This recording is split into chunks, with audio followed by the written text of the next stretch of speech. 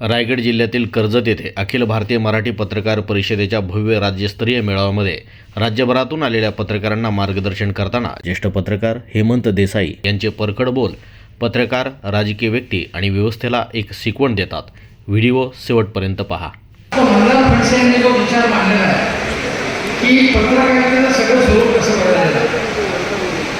आज तुम्ही times of इंडियामध्ये विकिपीडियाचे जे मुख्य आहे त्यांची मुलाखत अवश्य व्हावी.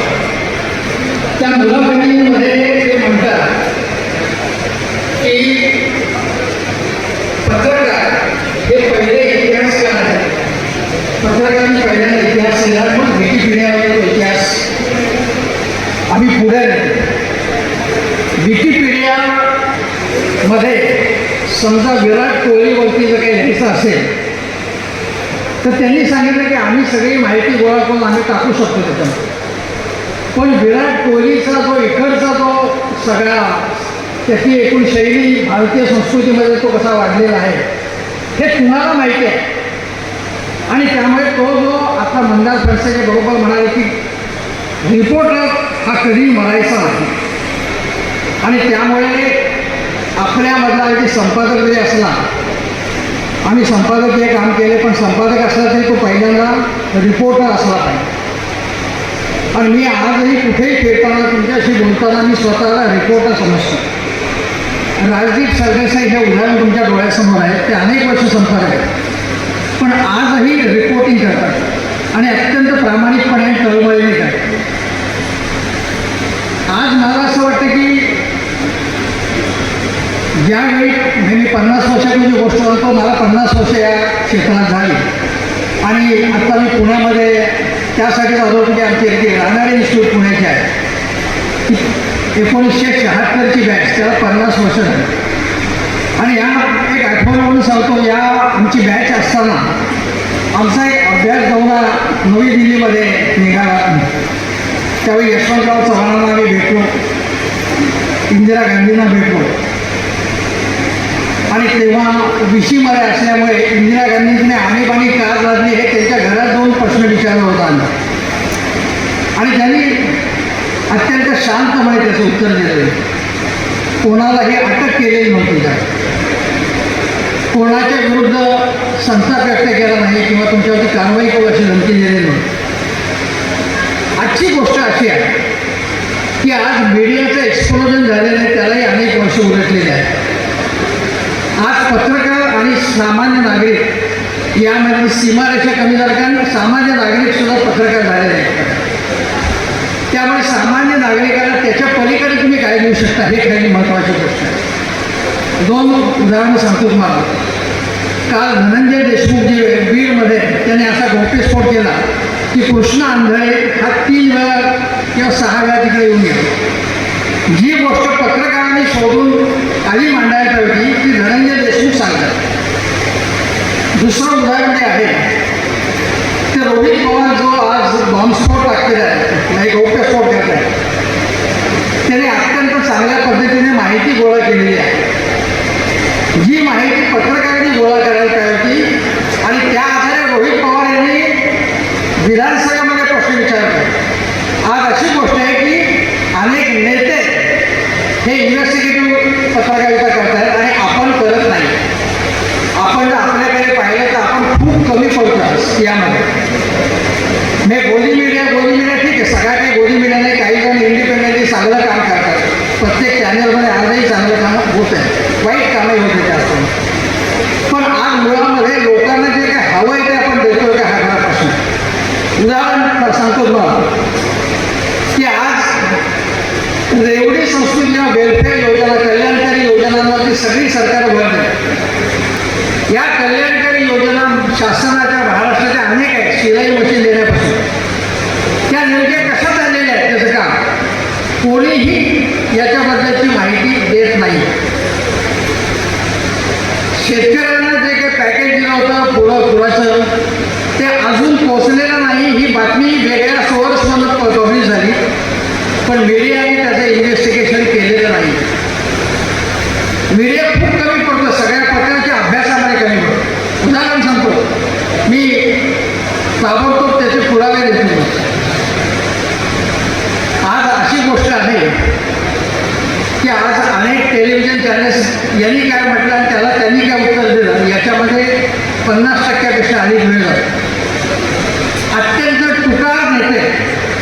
बकवास नेते वाटते तेवढं मायलेज टेलिव्हिजनवरती मिळवत आहे.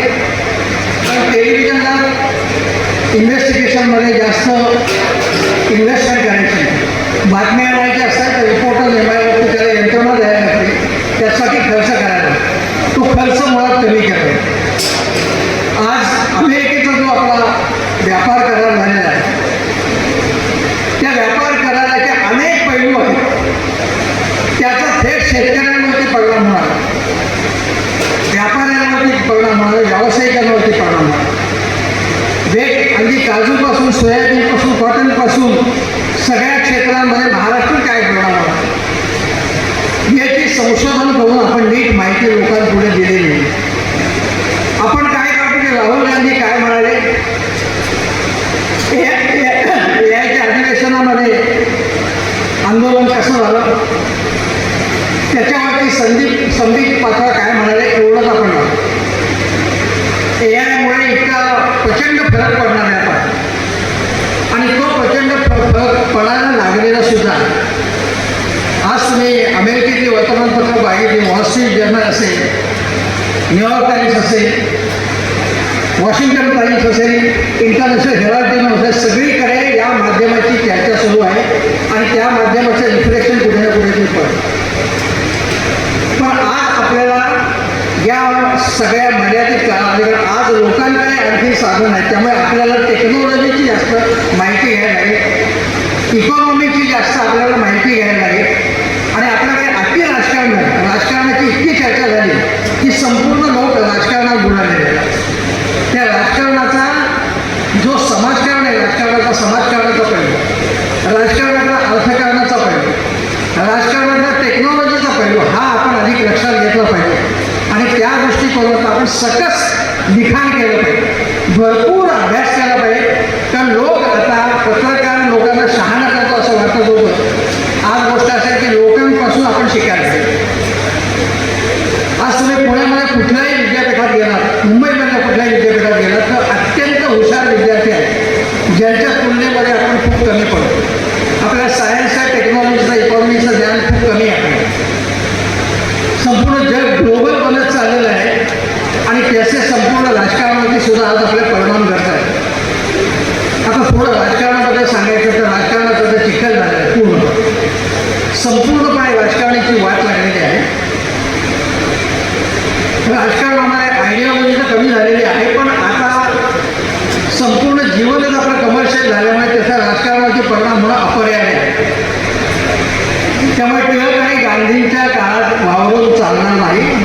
आज सगळ्यांना प्रॅक्टिकल व्हायला लागेल आणि मग प्रॅक्टिकल झालं आपण तर थोडंसं आयडिओलॉजीचं ओझं बाजूला टाकून लोकांचे रोजचे प्रश्न आपण अधिक चांगल्या प्रकारे मांडले पाहिजे. त्यासाठी हिरलं पाहिजे, फिरलं पाहिजे, अभ्यास केला पाहिजे. जर डोळे उघडे ठेवले आपण तर खूप काही बघता येऊ शकतं. मी तुम्हाला सांगतो, आचार्य अत्रेंचा मगाशी उल्लेख झाला. आचार्य अत्रे यांचं करेचं म्हणे सगळ्यांनी वाचलं असेल, मी कसा झालो सगळ्यांनी वाचला असेल. ते अगोदर शिक्षक होते आणि ज्या शाळेत ते शिकले, माझी शाळा तीच पेरुगे महाराष्ट्र, ते मुंबईमध्ये आले आणि मुंबईमध्ये एकदम मराठा वर्तमानपत्र सुरू केलं नाही. त्याच्या अगोदर नवयुग म्हणून त्यांनी साप्ताहिक चालू शिक्षकांसाठी, मुलांसाठी वाचनमाला चालू केली वेगवेगळ्या विषयांवर. मग त्यांनी स्टुडिओ काढला मुंबईत आल्यानंतर पहिला स्वतःचा स्टुडिओ काढला 1 महिन्यामध्ये. त्यानंतर ते राजकारणात उतरले, पुण्यात होतेच राजकारणात, पुणे महापालिकेचे सदस्य होते. आणि एवढा सगळा अनुभव घेतल्यानंतर नाटकं लिहिली, सिनेमे लिहिले, स्टुडिओ काढला. मग ते डे टू डे पत्रकारिता देतात. अत्र्यांचा ओया, अभंग, लोककला, साहित्य, समाजकारण, राजकारण सगळ्याचा अभ्यास होता. आणि संयुक्त महाराष्ट्र चळवळीसाठी म्हणून जेव्हा लोकांनी मागणी केली की आपण एक वर्तमानपत्र हवं, म्हणून झोळी पसरून लोकांकडनं पैसे गोळा केल्यानंतर त्यांनी वर्तमानपत्र सुरू केलं. असा हा अत्यंत आयडियलिझमचा काळ होता.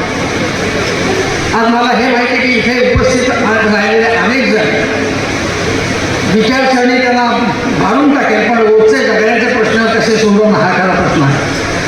आणि त्यासाठी मग आज अशी गोष्ट आहे की मीडिया एक्सप्लोजन झाल्यामुळे यूट्यूबचे इतके चॅनल झालेले आहेत की अनेक राजकीय नेते खाजगी सांगतात की कोणाकोणाकडे आम्ही लक्ष द्यावं. त्यामुळे त्या याच्यामध्ये आपलं वेगळं जर वैशिष्ट्य ठेवायचं असेल तर आपला काही ब्रँड तयार करावा लागेल. माझ्यासारखा अजून मी शिकतोय पत्रकारितेमध्ये, मी काही शिकवायला जात नाही. त्याच्यामध्ये नवीन तंत्रज्ञान मी शिकून घेतो आहे. त्यामध्ये अनेक गोष्टी आहेत ज्या शिकण्यासारख्या आहेत नवीन टेक्नॉलॉजीमध्ये. विशेषतः समजा तुम्ही यूट्यूबचं चॅनल काढला तर त्याच्यामध्ये टॅगिंग कसं करायचं हे शिकण्यासारखं असतं की ज्याच्यामुळे लोकांपर्यंत आपला हे जाईल मुद्दा.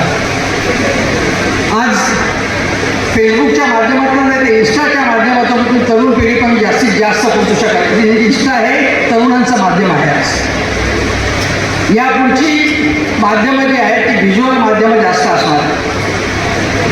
मी स्वतः या व्यवसायामध्ये आलो त्याच्या अगोदर मला चित्रपटाचंच आकर्षण होतं. पण चित्रपटामध्ये मी जाऊ शकलो नाही काही कारणामुळे. पत्रकारितेत आलो आणि पत्रकारितेचे वेगवेगळे टप्पे पाहायला मिळाले. माझ्या अगोदरच्या काळामध्ये लोक खूप आयडिओलॉजीने भरलेले होते. टिळक श्रेष्ठ का गांधी श्रेष्ठ, टिळक श्रेष्ठ का आगरकर श्रेष्ठ असे वाद चालायचे. माझ्या पिढीमध्ये इंदिरा गांधीचे सपोर्टर्स आणि विरोधक अशी विभागणी झाली होती आणि आज मोदींचे विरोधक आणि सपोर्टर्स अशी संपूर्ण समाजाची फायदी झालेली आहे. पण महाराष्ट्राच्या राजकारणामध्ये आज आपण जर चर्चा केली तर कुठल्याही प्रकारची वैचारिक चर्चा सुरू नाही. समाजाचे प्रश्न आपण कसे सोडू याची चर्चा नाही आहे कुठल्याही प्रकारे.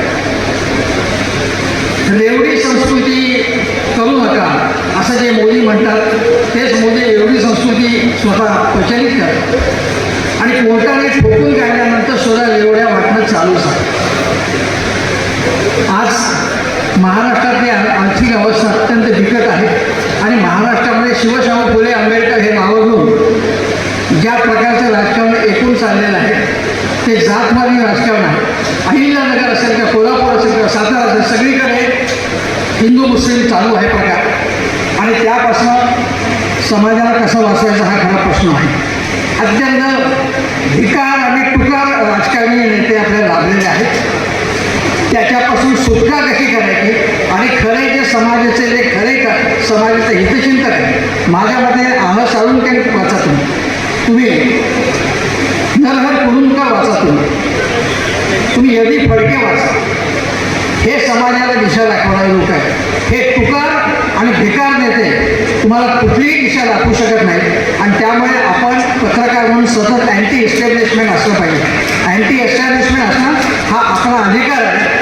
काहीही हो पण आपण या व्यवस्थेच्या विरुद्ध लढत राहू अशी शपथ घेतली पाहिजे. पत्रकार संघटनेने मला आमंत्रण दिलं त्याच्याबद्दल धन्यवाद. एस एन देशमुख यांचं. एस एन हे नाव माझ्या पिढीमध्ये एस एन म्हणजे अण्णा एस एन अण्णा जोशी आणि दुसरं आत्ताचं एस एन देशमुख हे आज मी बघतोय की त्यांची लोकप्रियता प्रचंड आहे. माझे मित्र मिलिंद राष्ट्रीयकर आणि अनेक जण इथे आलेले आहेत.